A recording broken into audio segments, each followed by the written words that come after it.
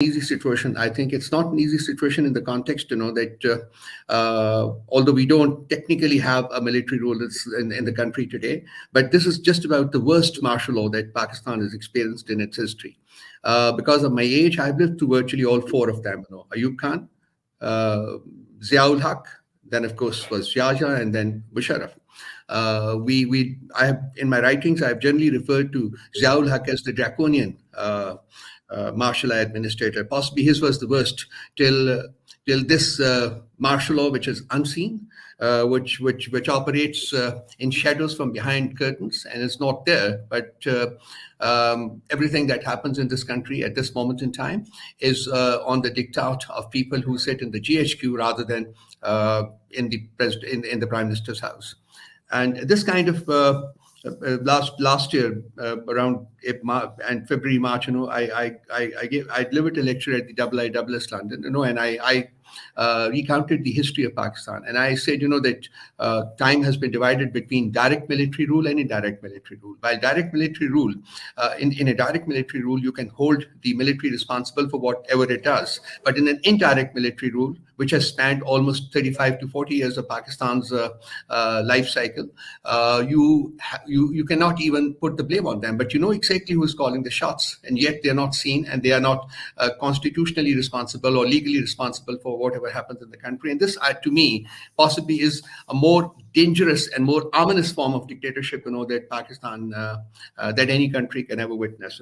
So it is in that context, that our social media team and other players have organized this convention, and I feel that more such conventions should be held, so that we're able to bring across to the world the gravity of the situation in Pakistan.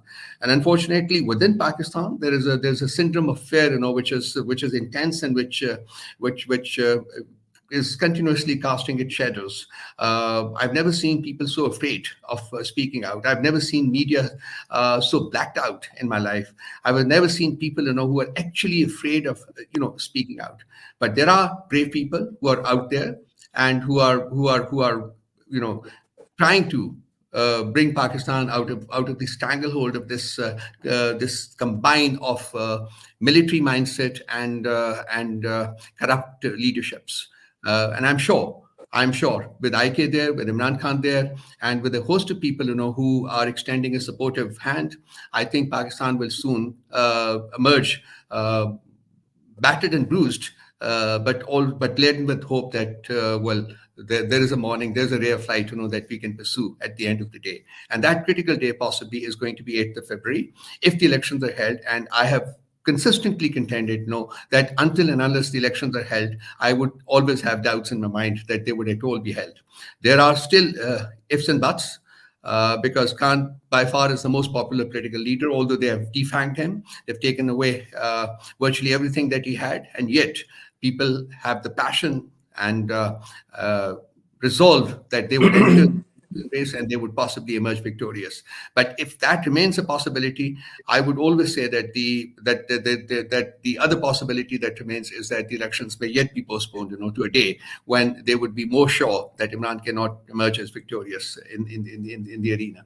So I would end there, and I would pass on to Ali to take it further. Thank you very much, everybody.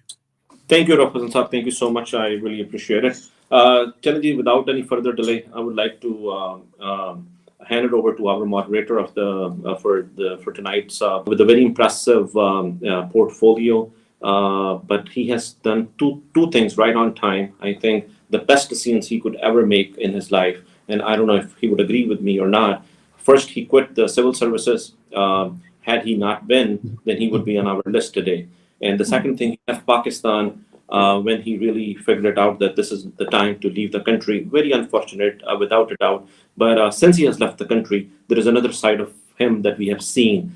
We have seen him as a professor of journalism who tells us how to connect the dots, who made us think outside of the box. And not only that, I also call him the guy with the crystal ball, Mr. Mohit Pirzada. Assalamu alaikum, sir. Thank you so much, Ali. Thank you so much for your very kind words. Thanks to Rauf Hassan Sahab and to all the organizers who have invited me in today's very important session, I would say. which is being watched by people all across the world. So I say a very warm welcome to everyone. I understand that people would be across North America, United States, Canada, all across the Latin America. The Pakistani diaspora is everywhere. It's one of the most important diasporas in the world. So people are watching us. I say very warm welcome to them. People in the United Kingdom, all across Europe, people in Dubai, in Abu Dhabi, all across the Middle East. I'm told Pakistani diaspora also exists in North of Africa. So a very warm welcome to all the people and a very warm welcome to all the participants of the session. I will also keep on briefly introducing them, their work, and today's contribution into this discussion. So I would just quickly continue from where Rauf Hassan Sahab has left. And this is something which I have been telling people from all across the seminars and the universities, that what we are witnessing in Pakistan for the past 22 months is unprecedented. There is a counter argument by certain apologists. There is a group of apologists that in a very smart fashion, in an intelligent fashion, clandestine fashion, keep on defending what is happening in Pakistan through a very perverse argument. And the argument is this, that this has been happening before. This is nothing new. This happened to Nawaz Sharif. This happened to PPP. This was always happening after every few years. And they try to contextualize what is happening in Pakistan in the usual norm of the Pakistani politics of the civil-military confrontation in Pakistan, in which the military establishment with the military leadership vies for ascendancy, gets rid of the political leaders. I, as a keen student of international relations, I suspect that what is happening in Pakistan is something totally new. What happened in Pakistan, say between 2017-18, was an internal turmoil, was an internal confrontation between the Pakistani military establishment then and the then Prime Minister Nawaz Sharif. And the cause then was India. The principal cause was India, in the sense that Nawaz Sharif wanted to engage India for his own empowerment. He wanted to weaken the hold of the military establishment, and the military establishment wanted to get rid of him. But what's happening in Pakistan is very unusual. As many participants who be commenting upon it, I'm sort of giving them a cue to examine, because as Rauf Sahab has given, there is Imran Khan, the title of today's discussion, a theme, a central theme which you can pick out of it. The central vein is Imran Khan and the battle for Pakistan. So we can also see Imran Khan, the world, and the battle for Pakistan. Because in the last 22 months, whatever has happened in Pakistan completely militates against the values of the international liberal democratic order. Whatever the United States and its Western allies, United Kingdom, espouse as the values of the liberal democratic order, the post-World War order, everything is being violated and militated under the sun in Pakistan. Yet you see a total sheepish response, or a sort of non-response, again and again when an atrocity happens in Pakistan. For instance, I have yet to see I've not seen any kind of significant reaction from the United States State Department when the largest political party in Pakistan, Imran Khan's Pakistan, Tehreek-e-Insaf, has been disallowed. I mean, it's not just a taking away of the symbol, electoral symbol bat. It's actually, for all practical purposes, the largest political party of Pakistan, to very conservative estimates, which probably has more than 70% approval rating, has been denied to participate in the forthcoming so-called elections, which in my own vlogs, I always refer to as Selection 2024. But the party is not being allowed because they think this is the only way they can manage the outcome of the result. But in the last 22 months, why I say it's unprecedented is because thousands and thousands of people have been arrested. According to the government of Punjab own notification, between 10th of May 2023 and 42 hours, literally 42 hours, around 10,000 people were picked up from their homes and offices in Punjab alone. You can add several more thousand people that were picked up across Khyber Pakhtunkhwa. You can add hundreds more that were picked up across Islamabad. This is unprecedented. All of this needed to be documented, but the Pakistani media or the international media has not been able to document back. For people who may not remember, for people who are joining us from different parts of the world, like Turgay Evren from Turkey, who is a musician and songwriter and a poet, and Ryan Grimm, who is currently the bureau chief of The Intercept. Before that, he was bureau chief for Huffington Post, a very important both publications. But many other people who are joining us from across the world, like Dr. Mubin Shah, Professor Khalid Beydoun is going to join us. I'm going to remind them that the age and the reign of tyranny that started in Pakistan somewhere in the around 23rd of May, 2022, when in a single night, for the first time in the history of Pakistan, Punjab police admitted, the then government of Punjab admitted that they had raided 4,400 homes in the middle of the night. They jumped over the walls, the boundary walls, they broke open the front doors, they beat the people, they harassed them, they trashed their property, and all that was done only because Imran Khan had given a call for long march towards Islamabad demanding an early election. Something like that had never happened in the history of this country. Yet it has to be documented. A very important task would be to document that.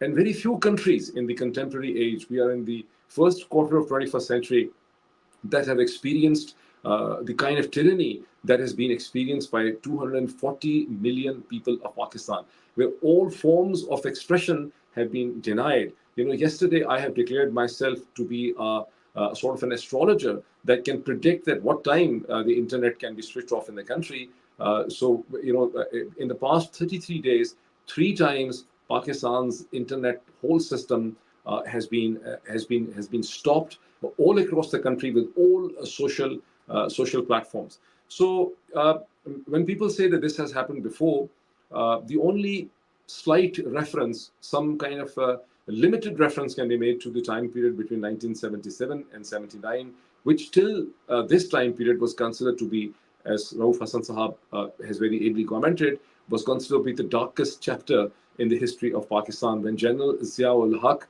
created a climate of fear and tyranny before hanging the then twice popularly elected Prime Minister of Pakistan, Zulfikar Ali Bhutto, one of the most significant characters of Pakistan's post-independence history. But many people who have witnessed this time period, like Rauf Hassan Sahab has witnessed the time period, have actually told me, who had been part of the Pakistan People's Party, they told me that since the martial law of the 5th July 1977 came after almost 4 months of civil unrest in a sort of very turbulent time period in which close to 1,000 people had died. Property worth billions of rupees then was actually burnt because of the movement, a popular movement of PNA against the Zulfikar Ali Bhutto government. So when the military regime took over on 5th July 1977, it was seen sort of a neutral meddling to fix things. And the PPP leadership, realizing this thing, a former martial law had been declared, martial law administrators had been declared in Punjab, in Khyber Pakhtunkhwa, in Sindh, in Balochistan, and in every major city. So the PPP leaders went up to them, sort of reconciled with them. People accepted the reality. So there wasn't any mass movement or resistance till the democracy movement in 1983. There wasn't really a very large movement on the streets. But in this case, the situation which I in my vlogs as martial law plus, Rauf Sahab says is undeclared martial law without a name, but I call it, this is martial law plus. In this martial law plus, since martial law was not formally declared, people thought, and the martial law plus means that the Pakistani military establishment and its leadership have developed a formula in which they have taken over every institution in the country. So while the courts, the session courts, the courts of first instance, the high courts and the Supreme Court exist on the surface of it, in reality, they do not exist. In reality, these courts and all, they have been totally counter-managed by the invisible colonels, which the former Prime Minister of Pakistan, Imran Khan, in his case in Adiala jail, continues to refer that Colonel Sahab, you must be watching what is happening over here. So the invisible Colonel Sahab is controlling everything in Pakistan. Let it be the district management group, let it be the local judiciary, let it be the police, let it be the media tycoons. Yesterday, I was with Ryan Grimm in a seminar at George Washington University. And I asked him, I said, Ryan, how come and at what point you got interested in Pakistan? And he said that he started developing a very serious interest in Pakistan when he found out several months ago that some military official in Pakistan called over the media tycoons and the director news of all television channels for a literally 5-minute meeting and told them from henceforth you cannot mention the word and the name Imran Khan in your bulletins. So this kind of control, it said that he was intrigued, he was fascinated, he was dumbfounded that in this day and age, when he grew up in a country under the protection of the First Amendment, such a thing can happen anywhere in the world. Perhaps such a thing is not happening in any other part of the world at the moment, what is being experienced in Pakistan. In this time period, thousands, which I have mentioned in one single night, if literally, if 4,400 houses were broken into one night, if 10,000 people could be rounded up Punjab, another 4,000 in Khyber Pakhtunkhwa in 48 hours, then we don't really have an exact figure, but countless thousands of people in Pakistan have been arrested, and hundreds have been abducted. Days pass on before you get to know what happens to the abducted people. Then they start appearing. For the first time in the history of this country, political parties, major politicians, the known prominent politicians were arrested, were threatened, were tortured, and then tortured, literally. I mean, threatened and harassment is one thing. Maybe Asad Umar, someone like a prominent politician like Asad Umar was harassed and threatened, but there are others like Usman Da, there were others, so many others that were act of torture where you could actually see the torture marks. They were done makeup and brought into television channels to make their confessions and to basically take them away from Pakistan Tehreek-e-Insaf. But this is all the situation. I would conclude by saying this, and then I will invite I do not know if Salman Akram Raja Sahab, who was supposed to join, has joined. Otherwise, I can move on to the next speaker. But this is the sets of circumstances for all of you gentlemen and for all the people who are watching this and hearing this across North America, across UK, across Europe. I think the puzzle, the elephant in the room, how all that happened in Pakistan. The former Prime Minister of Pakistan, Imran Khan, is now in jail for more than almost 170 days for some of the most frivolous charges or a man has ever been charged, perhaps in the history of not only this country, perhaps in the world. That Imran Khan faces anywhere from 150 to 200 charges, and I am afraid that he has even lost the reality of the charges against him. He has been charged for murder, for contempt of court, for treason, for leaking the state secrets, and whatnot. So with this background, the silence from Washington, London, the European Union, and Brussels is astounding. With this, I will invite the Pakistan's foremost constitutional expert, Mr. Salman Akram Raja, who should be joining us. And, I might give you some few words, very interesting introduction about Salman Akram Raja, which would be news to many of you. That I first met Salman Akram Raja somewhere around in the late 90s, 96, 97, when I was working in the appellate tribunal of the Federal Board of Revenue as a young officer. And Salman Akram Raja had recently arrived back from UK after doing his tripos from Cambridge, and he had started his practice. So he used to appear in the appellate tribunal of the Federal Board of Revenue in Lahore, president of the tribunal, and he was the one single lawyer who every time I found this, he would always be able to really get a relief from the customs tribunal, from the Federal Board of Revenue tribunals. I mean, he would never leave the room. He would never leave the room without obtaining a relief for his client, and I hope he gets a relief for Imran Khan as well. So with this, I will invite Salman Akram Raja, who has moved for the first time in his own life, moved from the practice of constitutional in the court to the practical implementation of constitution on the streets. Salman Akram Raja, a very warm welcome. Mohit, may I suggest you take me a little later? I have a bad connection at the moment, but it should improve in 10 minutes' time. I'm on the road, on the campaign trail. Kindly take me as the next speaker. Okay. Though we could hear you, I could at least see a very grainy picture, and I could hear Salman Akram Raja, but as he has requested, we'll take him the next speaker. So am I in a situation to take Sami Hamidi? I think I have earlier seen him on the picture. Sami, can you hear me? Yes, I can hear you very well. Sami, thank you so much. I got introduced to Sami Hamidi a few weeks ago after the tragic events that started in Middle East and Gaza on 7th October. I had the opportunity of participating with him in a Twitter space. My wife also had a very very powerful discussion and interview with Sami Hamdi, which you might remember. Najma had interviewed you. For others who do not know Sami Hamdi, I'll tell that Sami Hamdi works with a very important constitutional group consultancy based in London, where he's the managing director of that consultancy. Sami, in that capacity, advises the governments across the world, especially on the MENA region, which is the Middle East and North Africa region. He's a very well-spoken, very articulate representative, I would say, of the Global South. So with these words, I would ask Sami to come in and to share his thoughts with us. Thank you very much, Dr. Moeed. Thank you very much to the organizers. Thank you very much for having me, and greetings to everybody who's listening to this, and hopefully those in Pakistan who are listening to this, if we don't get cut off in terms of the internet. I think that when it comes to the issues that are unfolding in Pakistan, I think that first thing to highlight is that it's a matter that's not restricted to Pakistan itself. The reality is that what's happening in Pakistan is affecting events way beyond its borders. And the reason why I say that is that while many try to focus specifically on what happened inside Pakistan, which we'll get to a bit later, the reality is that the ramifications were felt beyond Pakistan. And I think the greatest evidence of that was the way in which we saw countries outside the downfall of Imran Khan for a number of reasons.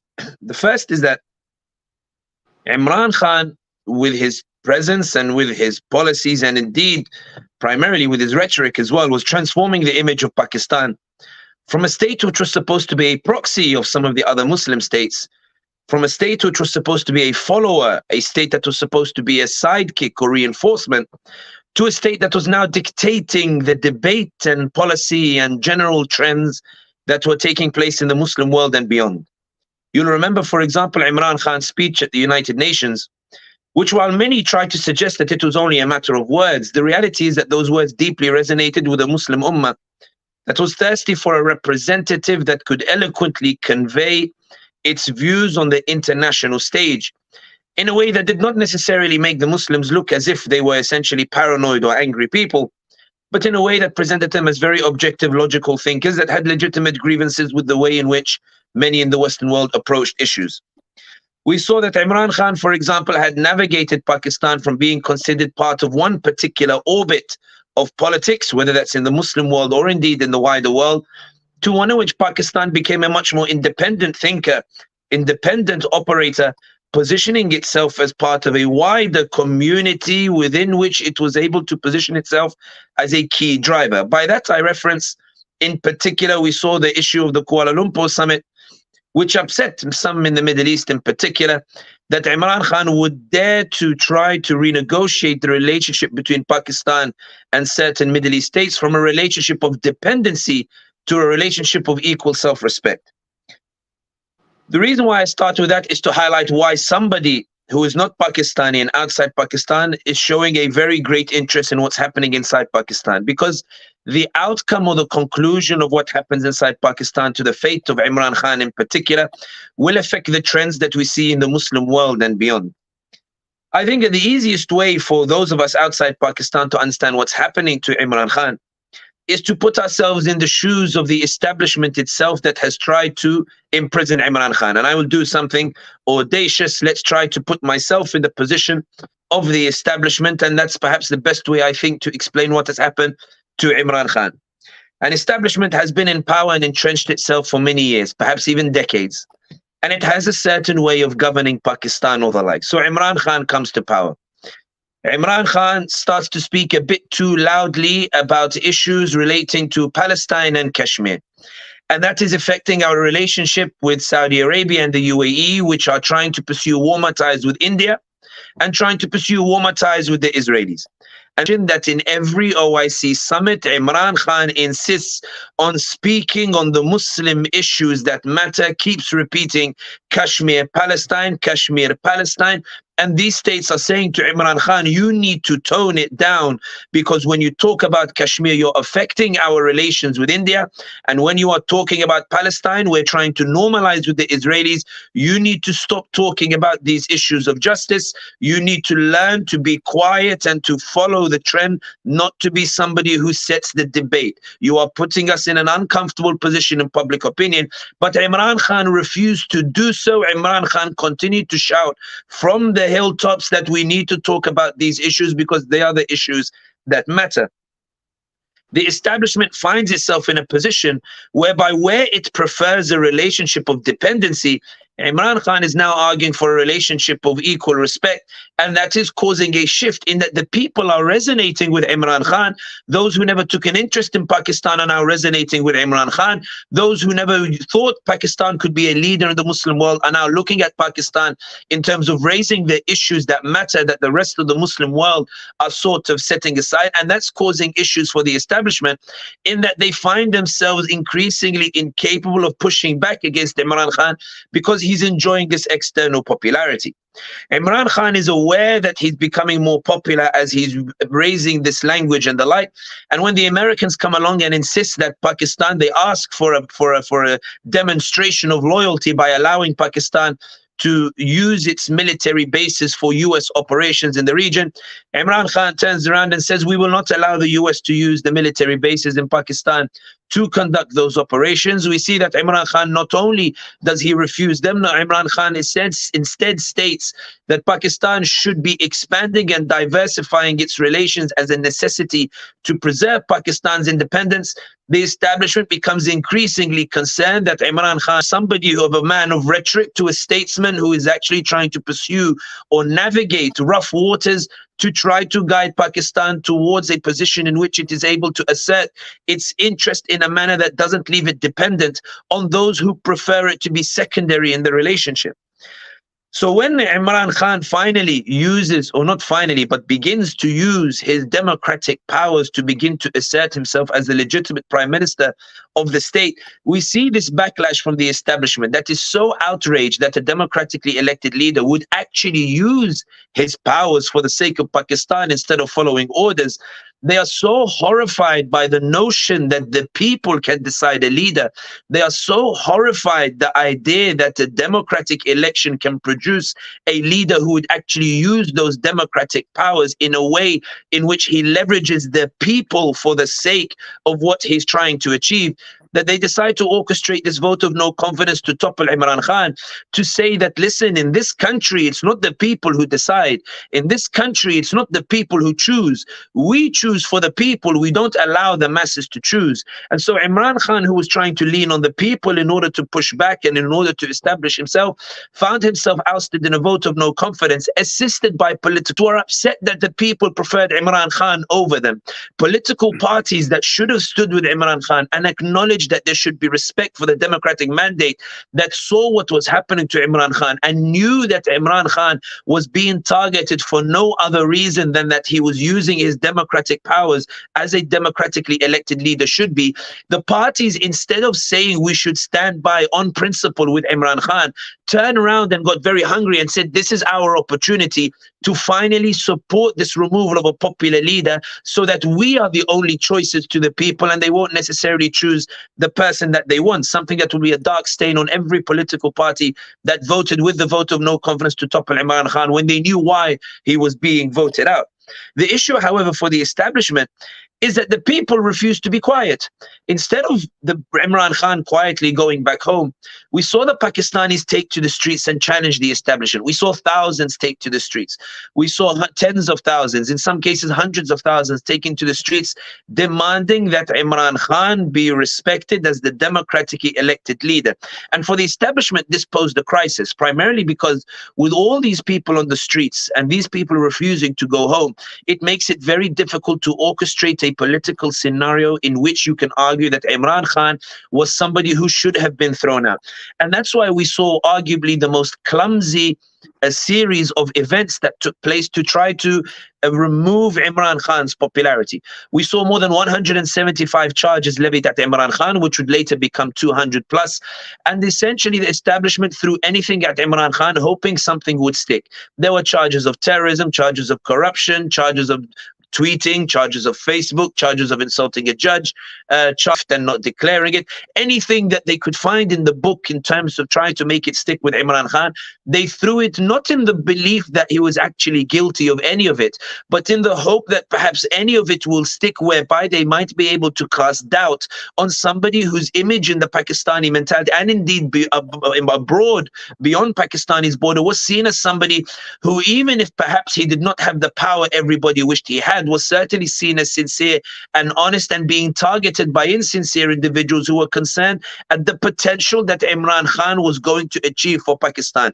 And on this particular point, it's important to emphasize the potential that Imran Khan might have achieved for Pakistan. And the reason why I say that is because it's important to note that in those 3 years of Imran Khan, Pakistan's image abroad transformed exponentially. When Saudi Arabia and the UAE threatened Imran Khan and told him, if you go to the Kuala Lumpur summit, we will kick out the Pakistanis from Saudi Arabia and send them back. We will withdraw our investments from Pakistan. The reason they panicked so much is because Imran Khan had gathered such popularity in the Muslim world that they felt that Imran Khan lending legitimacy to the Kuala Lumpur summit, which was a protest against the normalization policies of Saudi Arabia and the UAE and the like, and a protest by the Muslim world that the de-Islamization policies taking place.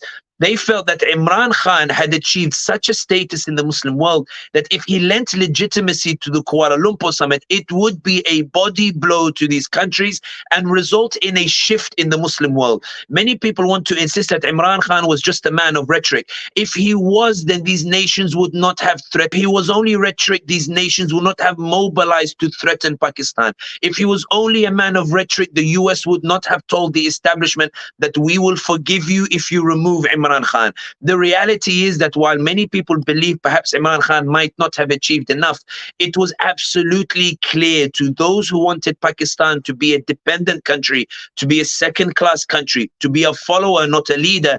It was clear Imran Khan was renegotiating Pakistan's position in the world as a leading figure, and therefore there was a necessity to remove Imran Khan before he could reach that particular point.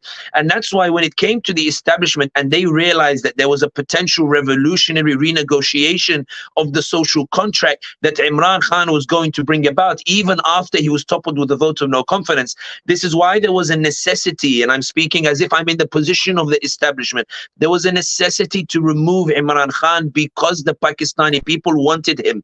There was a necessity to remove Imran Khan because he was somebody supported by the people, and Pakistan is not supposed to be supported by the people. And that's why when it comes to the establishment, we saw the clumsiness in that even when there was a call for elections, they refused to do so. So even when PTI won a landslide in Punjab, they were winning those elections still, something that made the establishment panic so much that when the PTI tried to force general elections by dissolving the Punjab Assembly, the Electoral Commission not only refused to host general elections, they put in a chief commissioner of their own. And when the Supreme Court said that elections should be held, the establishment quite simply ignored the Supreme Court itself. Essentially, now what we're seeing is, and I will wrap up on this particular point because I know my window is only 10 minutes.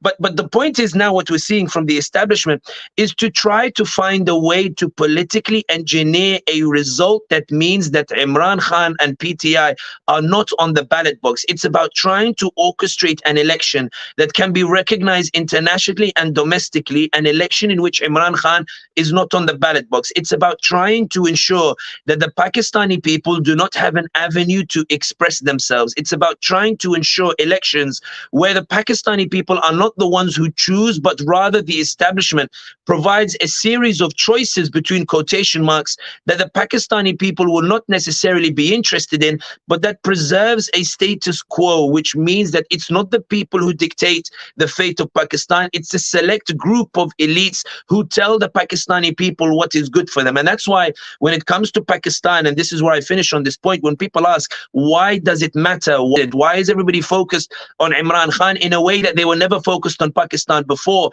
It's because if the establishment successfully managed to orchestrate elections and results where there is no PTI or Imran Khan, then it will essentially be a victory of an establishment over the popular will. It will be an issue where the Pakistani people have been subjugated by a minority that was terrified that the Pakistani people would actually express their desire for self-determination and free will. This is a battle for the future of Pakistan and the identity of Pakistan.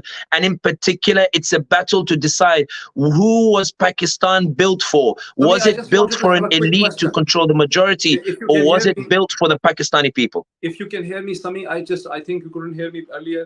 I just have a quick question before you wind up. So do you see the removal of Imran Khan, because you're also an expert on the MENA region, Middle East and North Africa, do you see serious similarities between Imran Khan's removal and Mohammad Morsi's removal in 2013, when he was seen maybe by the Islamists, by the Israelis, but he was seen as an anti-dynastic republicanism in an area dominated by the dynasties in Saudi Arabia, the Arab kingdoms?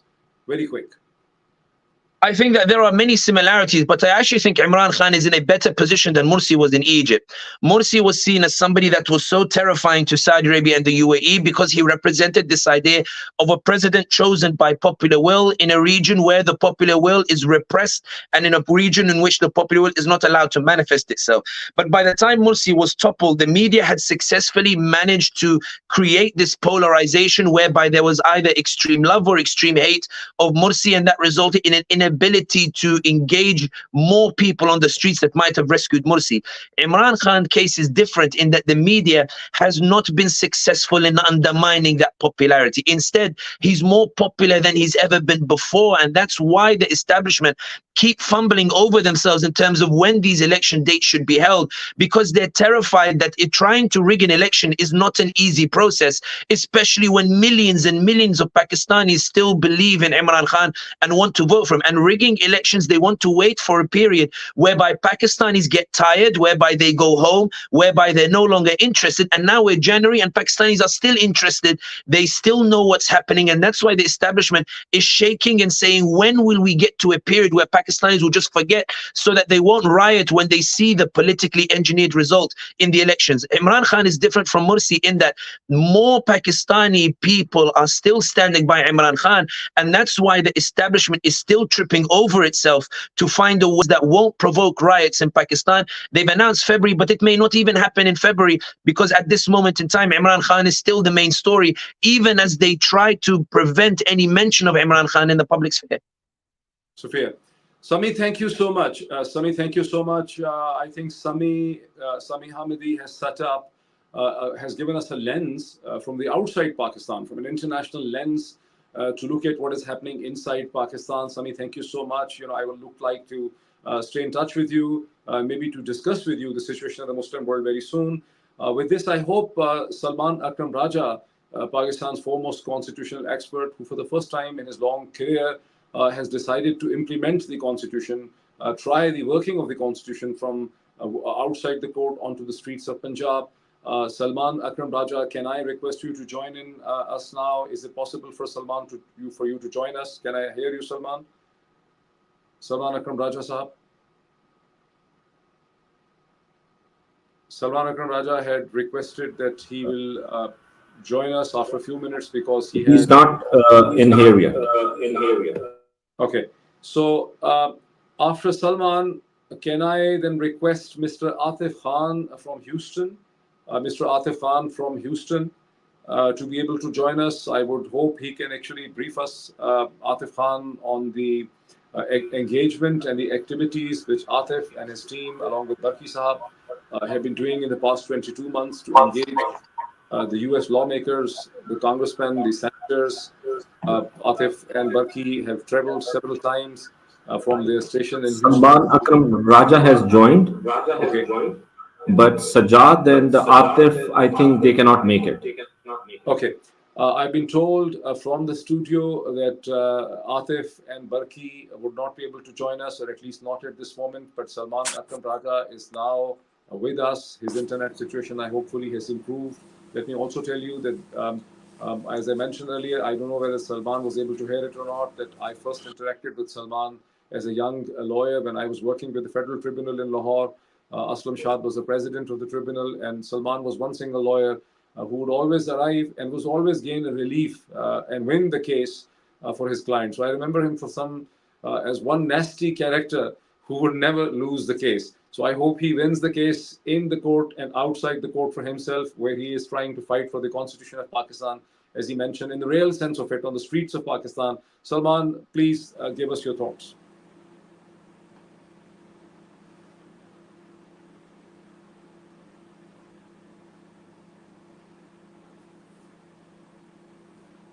It looks as if you are not in, you cannot hear me. Salman, I can Yes, see you. Mohit, I can hear you now. I can Okay, hear you excellent. now. I lost you momentarily.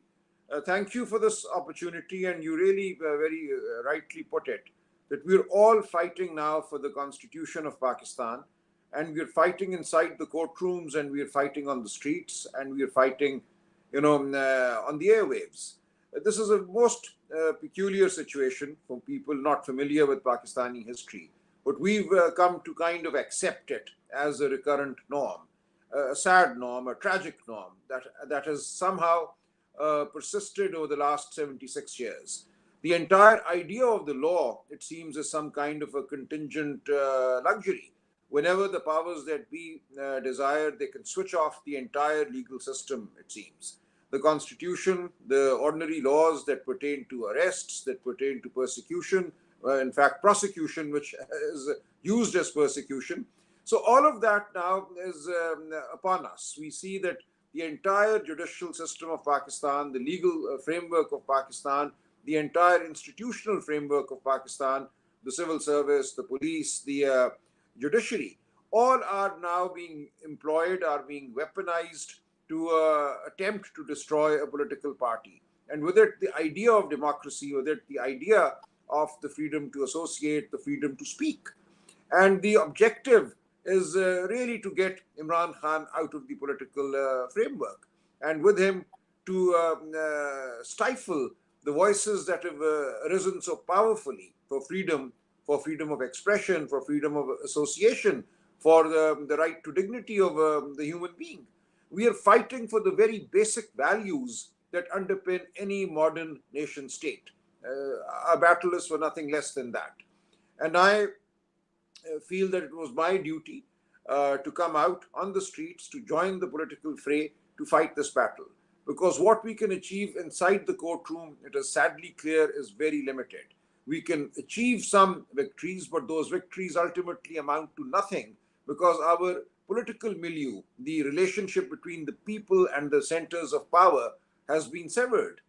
The centers of power are no longer listening to what the people are saying. And unless that relationship is restored, our legal system, our judicial system remains a facade. So that is really the foundational work that we are now doing in the political domain.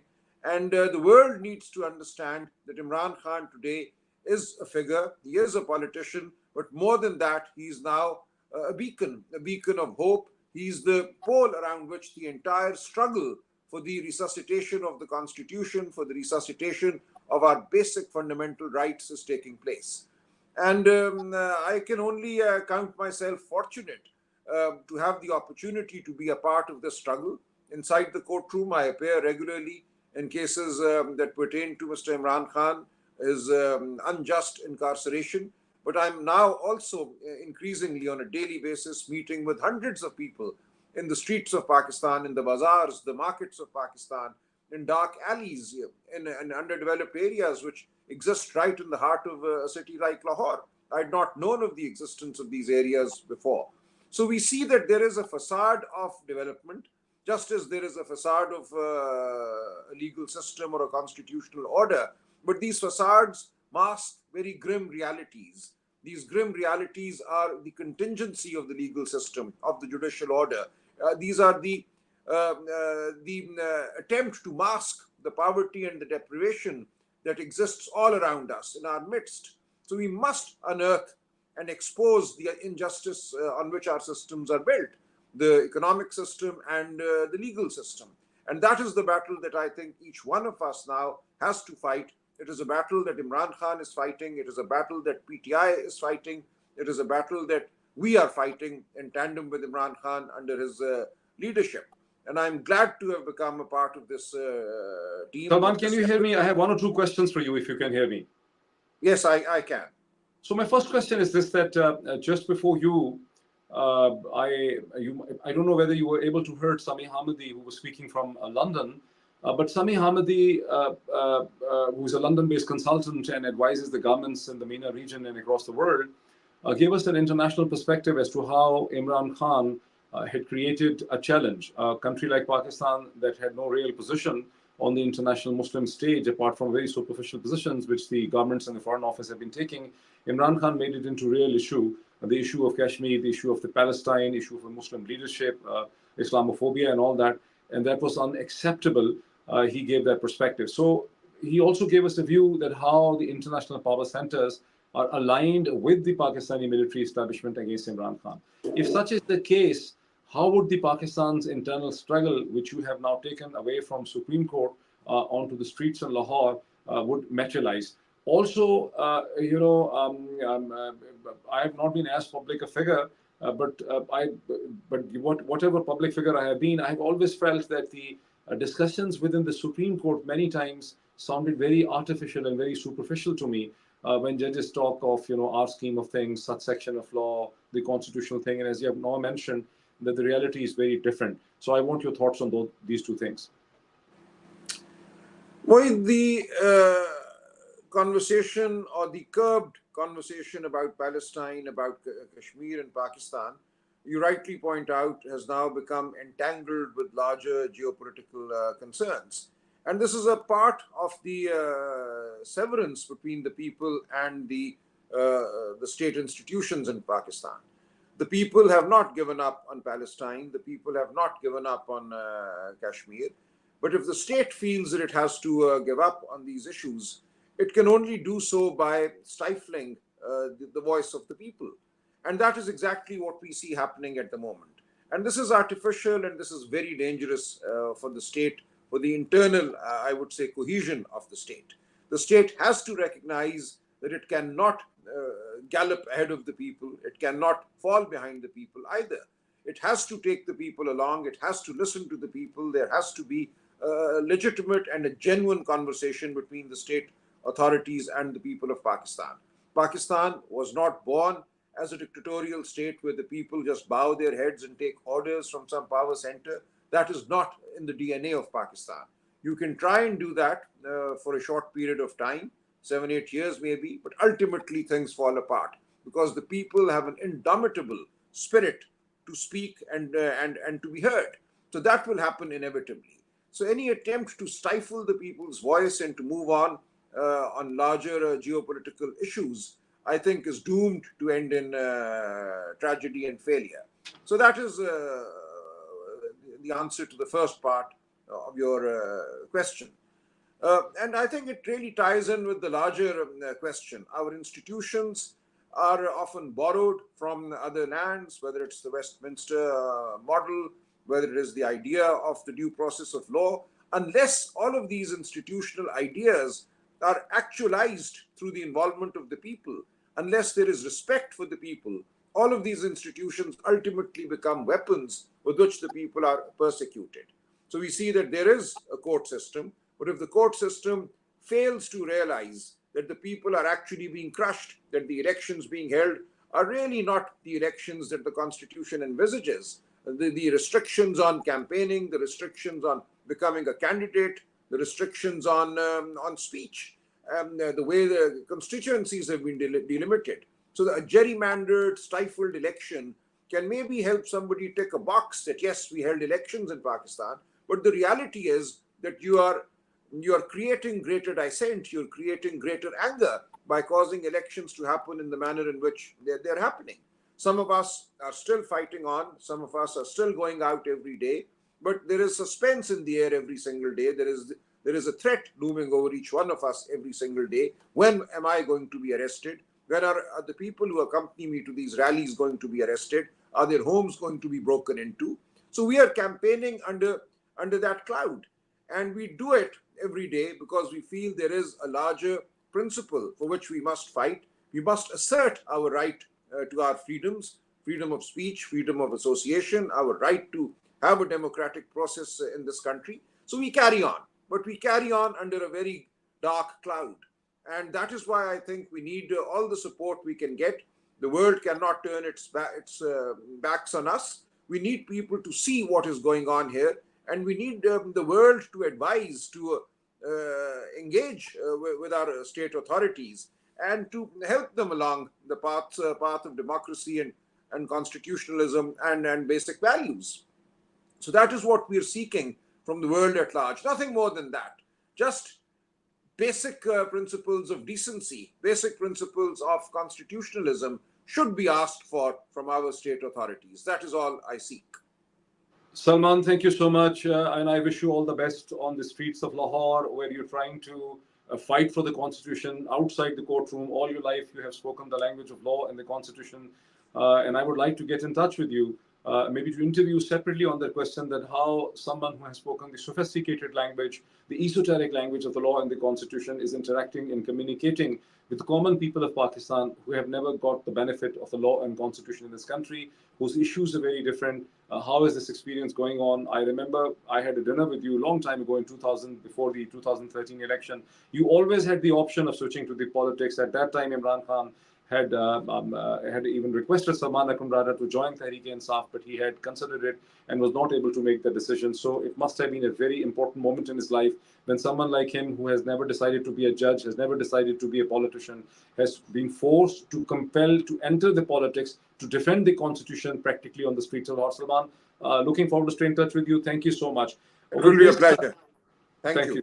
Thank you. So it was good to see you. I have now, you heard from Salman Akram Raja, one of the most foremost constitutional expert of this country. I have always looked upon him as a mind, one of the best gifted minds of Pakistan, just like I look upon the barrister Etazaz Ehsan, to which I keep on referring that if there were many people like Etazaz Ehsan, like Salman Akram Raja in the Pakistani legal fraternity, the situation and the circumstances of the state of Pakistan, the nation of Pakistan would have been different.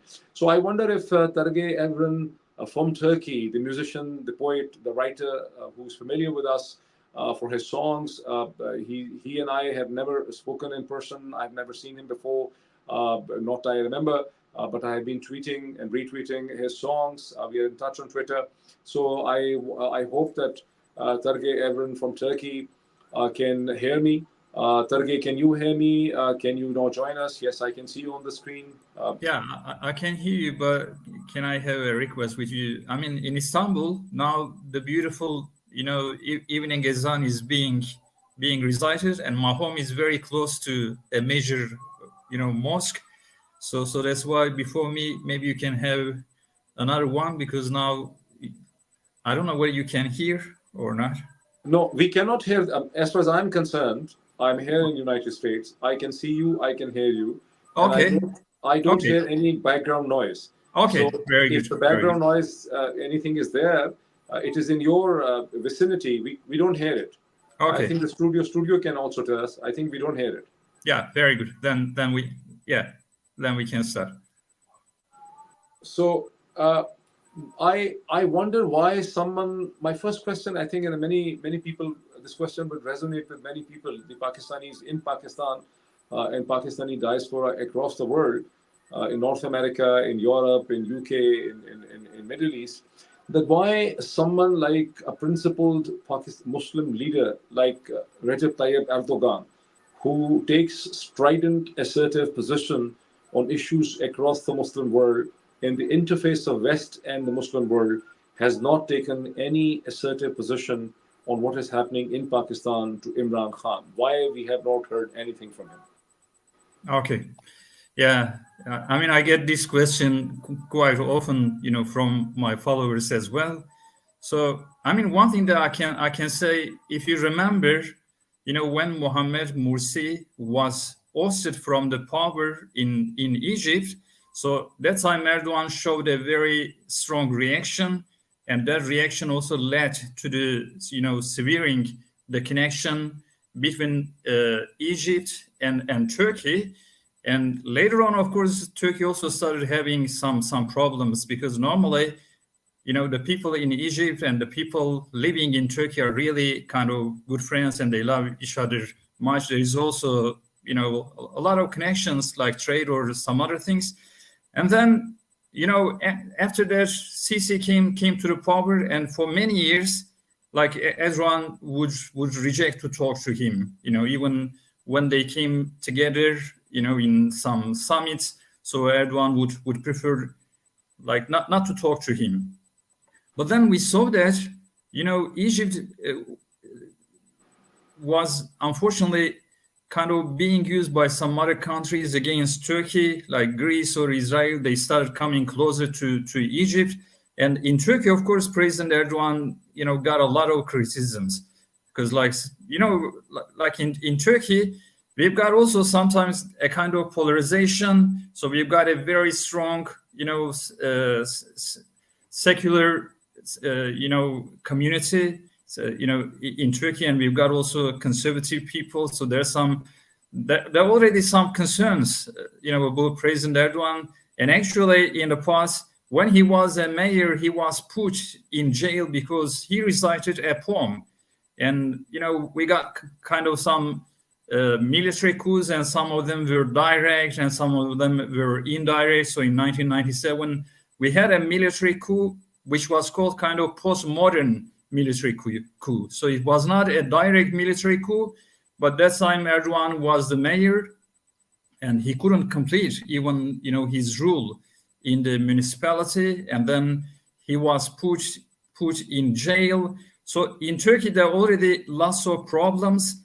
And of course, when it comes to Pakistan is a kind of major ally for Turkey. So, Turkey never wants to lose Pakistan, like, Egypt or some other countries. So that's why, although I'm sure that Erdogan is not very happy about what's going on, and I believe that behind the curtains, maybe he's giving some advices, to some authorities in Pakistan about acting, with wisdom. And in the past, I remember Erdogan, criticized the kind of the decisions of the courts in Pakistan as well. So that's why, Pakistan is really an important country for Turkey. And at this point, although the people, are not very happy about what happened in Pakistan. If you can hear me, my question is, can you hear me? My question is this, that what is the public feeling and the view in Turkey, in Istanbul, which is, if not the largest, perhaps one of the largest city in the Muslim world, one of the largest city in the world. What is the feeling on the street about Pakistan? What is the awareness, the knowledge about Imran Khan, Pakistan, in Turkey? I think in Turkey, if you talk to people, still, I think the majority is going to think that Imran Khan is still in power in Pakistan. So, still, there are like many people, Pakistan in Turkey. In the past, we heard about Benazir Bhutto. So she made some impacts on Turkish people because she was the first kind of woman prime minister, female prime minister coming out of a Muslim country. So that's why that, created a very big, curiosity in Turkey about Pakistan. But other than that, like Imran Khan, it was kind of, his name really made a very big impact, in Turkey. So in Turkey, if you ask the people to ask some politicians, from Pakistan, I believe the first, person coming to mind is going to be Imran Khan. And interestingly, I'm sure that in Turkey, still many people are unaware of what happened in Pakistan, although some people know. But like for ordinary people, even you could meet like many people thinking Imran Khan is still holding his position. It is really interesting. So let me ask the last question before we play music, your latest song on Pakistan. Given Erdogan's position and status in the world, and given his proximity, and you said that he doesn't want to spoil the interstate relationship between Pakistan and Turkey, couldn't Erdogan play a little bit behind the scenes? Can he play a mediative role to find a solution for the political mess in Pakistan?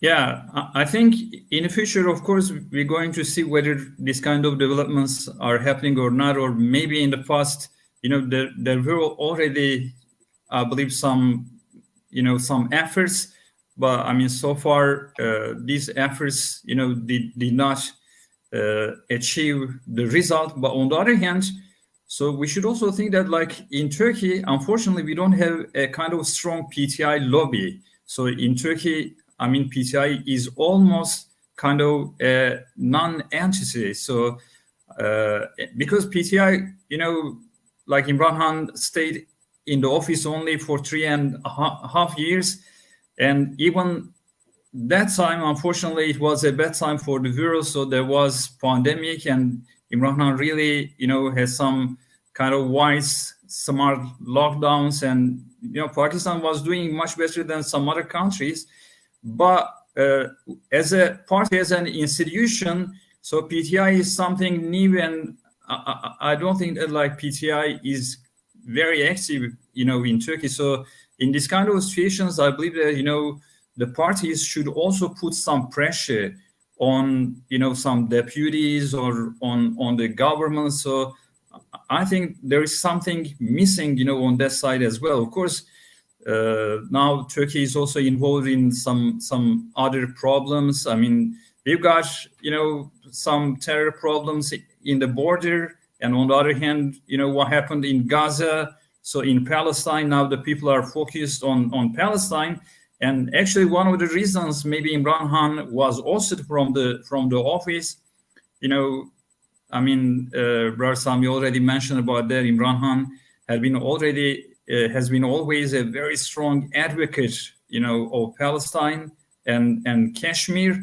And I know that in the Muslim countries, unfortunately, strong leaderships are not desired, because strong leaders, charismatic leaders represent the charisma of the people.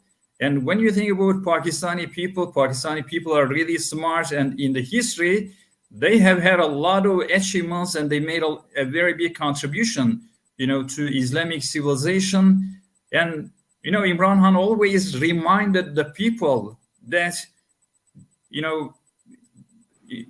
when he referred to Mevlana, when Allah has given you 2 wings to fly, why do you crawl on the ground? So he always wanted to remind the people of the dignity and the great history that we have had, and young people, they started feeling more confident seeing President Erdogan and Imran Khan, and they started taking these leaders as a model. Like, you can also become successful, you can create, you can produce, and you can make your own contribution to the market of humanity.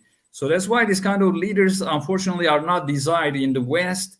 And, they have some different ways, to remove these people from our countries. So Erdogan had also a lot of, barriers in the past. And now Imran Khan is having a big test.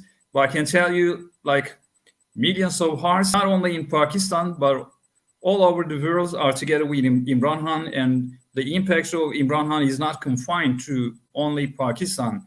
So he also made, some effect on the other countries as well.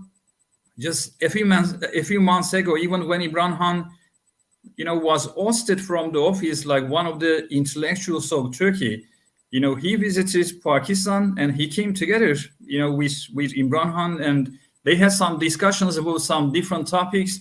And then after he came back to Turkey, and he said Imran Khan is not only a kind of political leader, but he is also a great intellectual, and he has got some really unique ideas about Muslim civilization or family or the challenges that we are having in the modern world.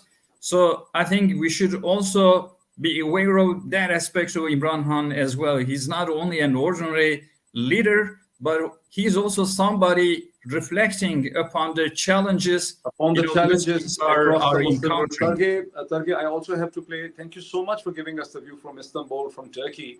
We understand you, where we stand on this issue. And I will also have to play your music. So thank you so much. With this, I will request the studio to play the latest song. Tarek Imran is a songwriter, is a musician.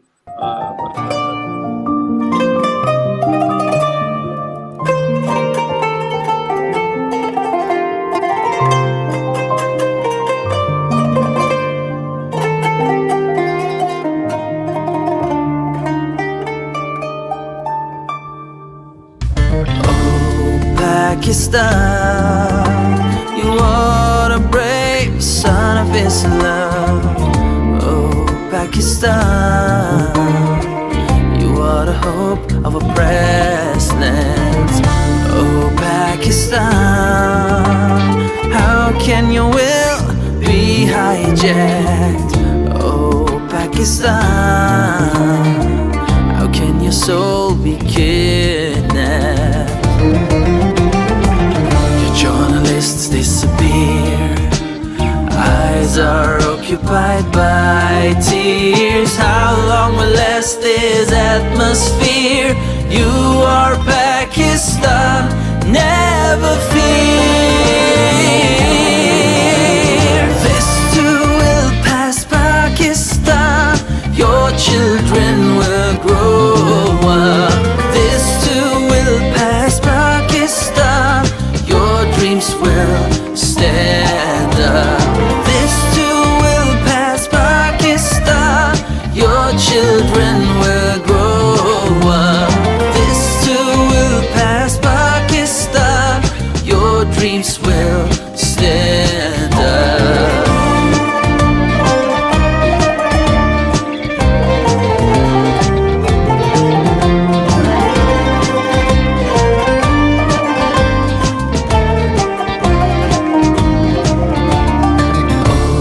Pakistan, you are a brave son of Islam. Oh, Pakistan, you are the hope of oppressed lands. Oh, Pakistan, how can your will be hijacked? Oh, Pakistan, how can your soul be kidnapped? Journalists disappear, eyes are occupied by tears. How long will last this atmosphere? You are Pakistan, never fear. This too will pass, Pakistan, your children will grow up. This too will pass, Pakistan, your dreams will stand up. This too will pass, Pakistan, your children will grow up. This too will pass, Pakistan, your dreams will stand up.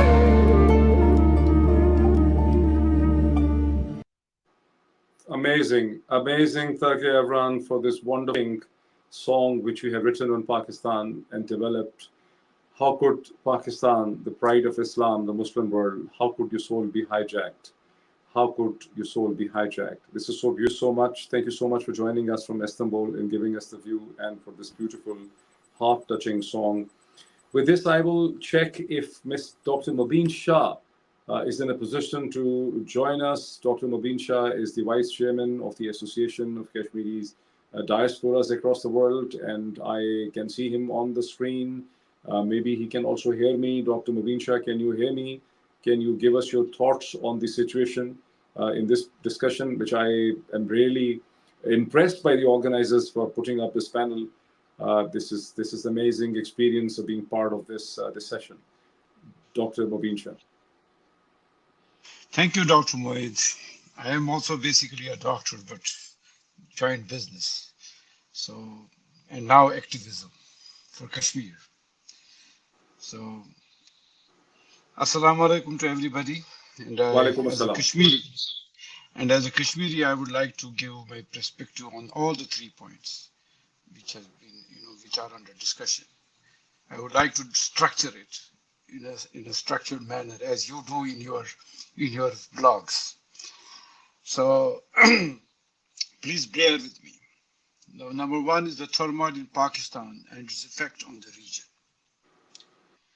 You see, for us, India has taken the most advantage of the situation in Pakistan, particularly by the actions they are taking in Kashmir.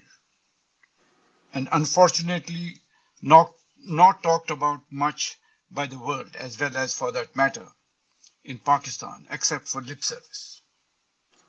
The occupation has been strengthened by manipulation, and getting the Supreme Court of India confirmed the actions of 5th August 2019 of the Modi government, as their Supreme Court is an extension of the executive, particularly when it comes to Kashmir, proved number of times in the execution of Martyr Maqbul Bhatt and Martyr Afzal Guru.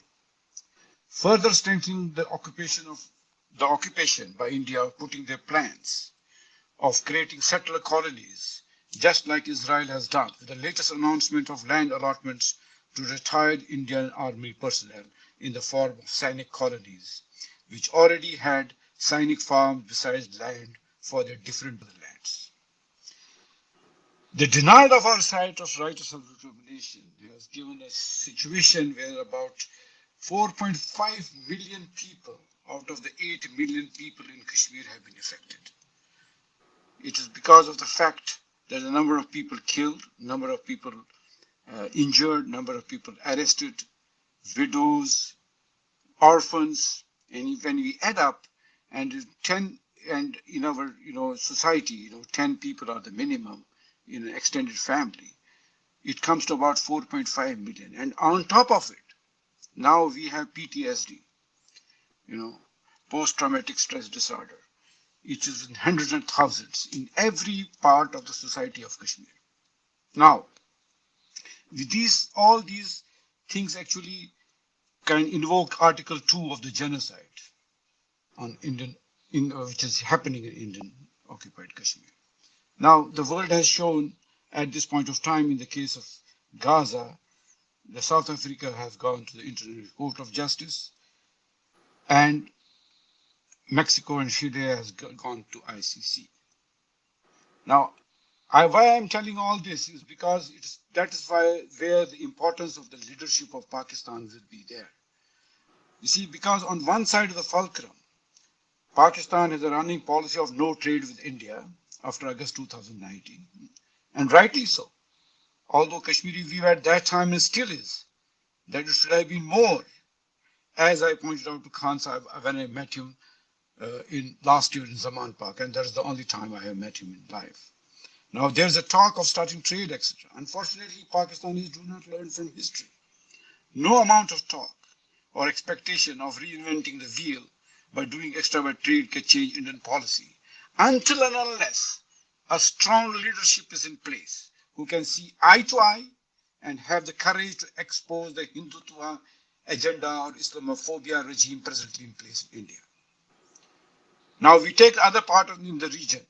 That the attack on a nuclear power Pakistan by Iran was intended to send clear message to the United States and its allies, and not least Israel, is hard to dispute.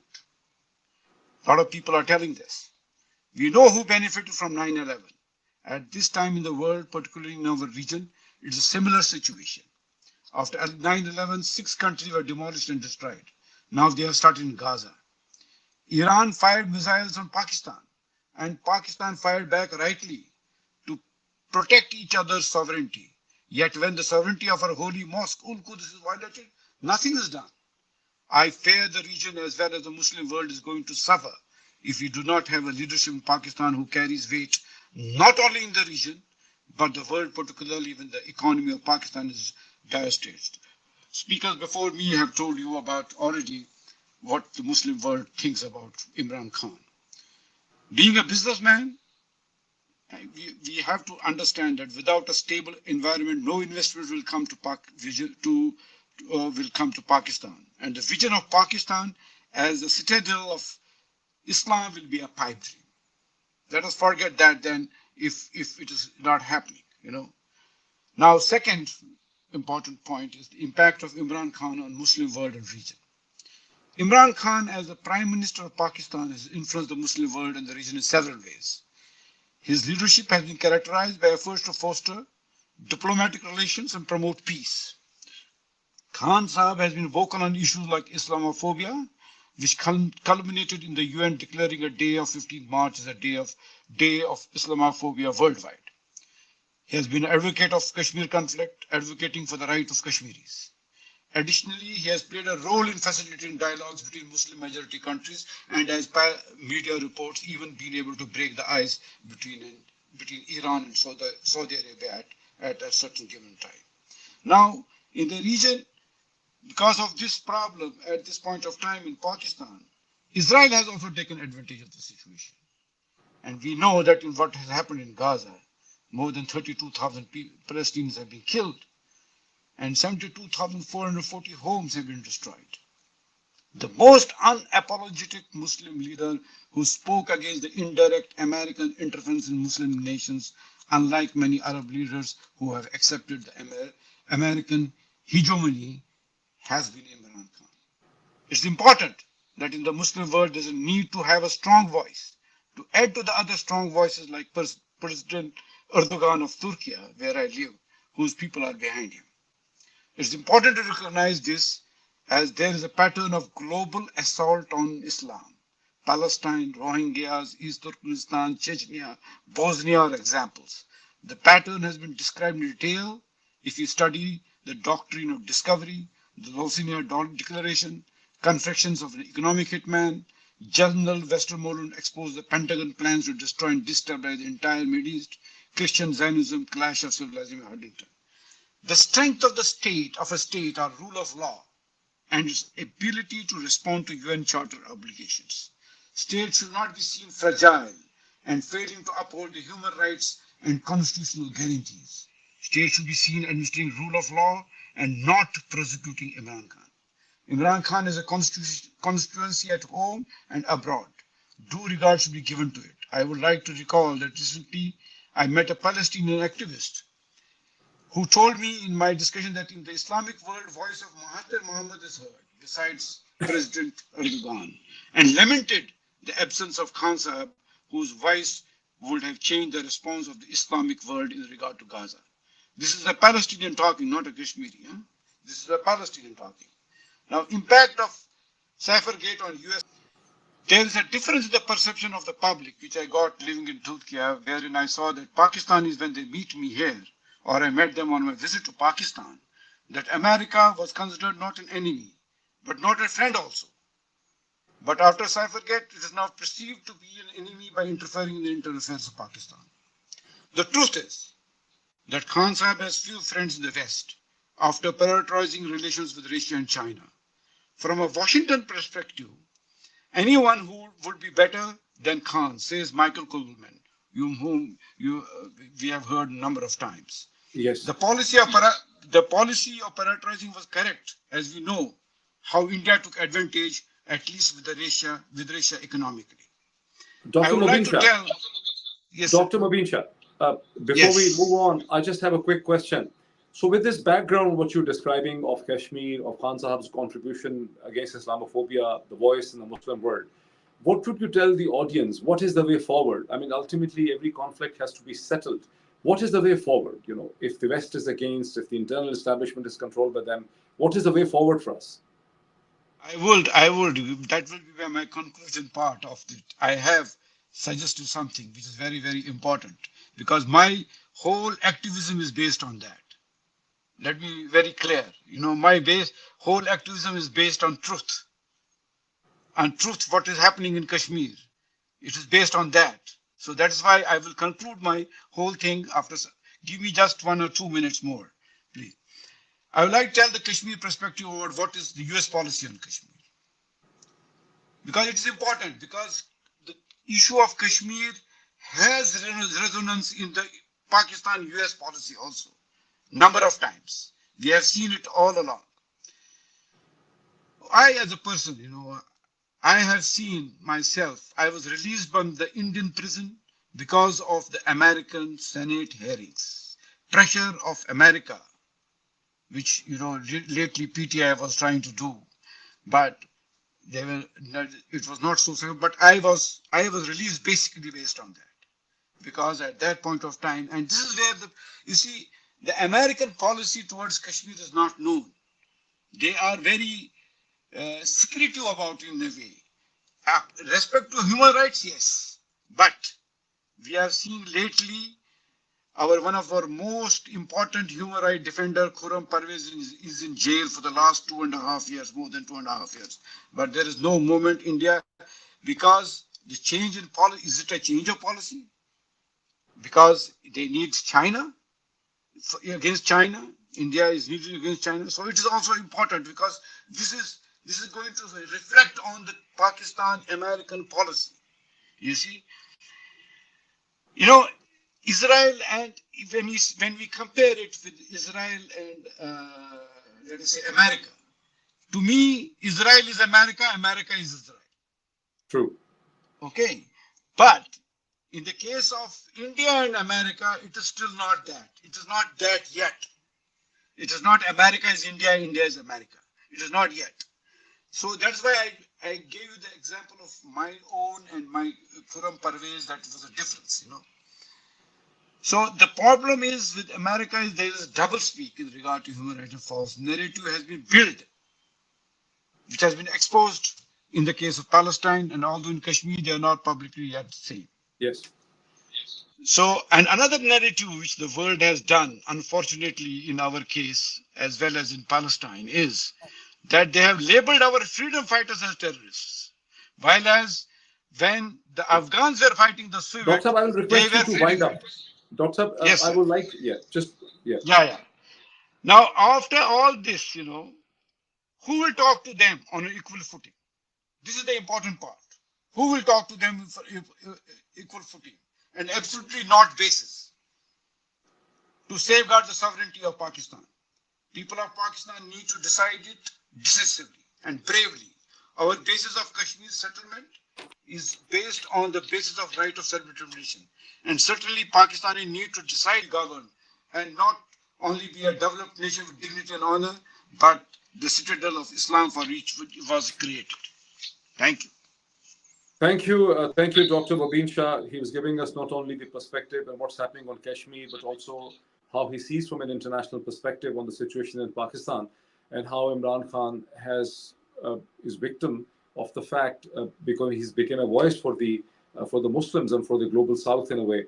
With this, before I move to the last speaker, Ryan Grimm, I will see if Professor Khalid Baidoun can now join us. He was in a different time zone.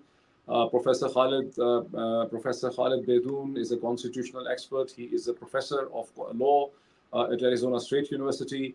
He has done extensive research on the issues of critical constitutional theory, also on Islamophobia. He's the author of book of Islamophobia in America.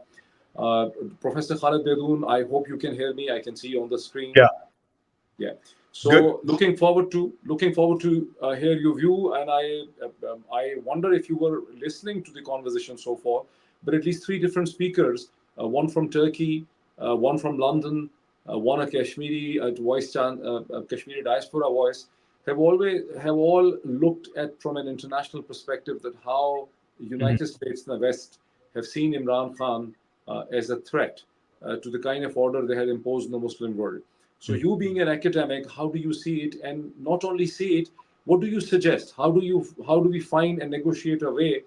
Because as you understand as a constitutional person, that we always have to negotiate a way out. So what can we do to build up trust between Pakistan and the West to come out of this situation?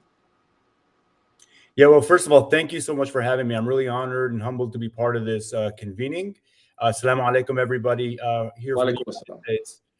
Let me try to answer those questions and the other sort of key terms that have been presented to all the speakers in a sort of fluid way. So as you've mentioned, I'm a constitutional law professor. I teach American constitutional law, but I'm also a scholar on the war on terror and a scholar on Islamophobia. So how I come to this issue and how I learned about Imran Khan, is through the lens of two American constitutional legal principles, which I identify as being selectively applied and hypocritical, especially with the way they're deployed in this global war on terror. And second, from the vantage point of Islamophobia and Imran Khan not only being a champion president within Pakistan, but a champion president and a very unapologetic symbol of Muslim strength, globally speaking. So I'm here in the United States, as you all know.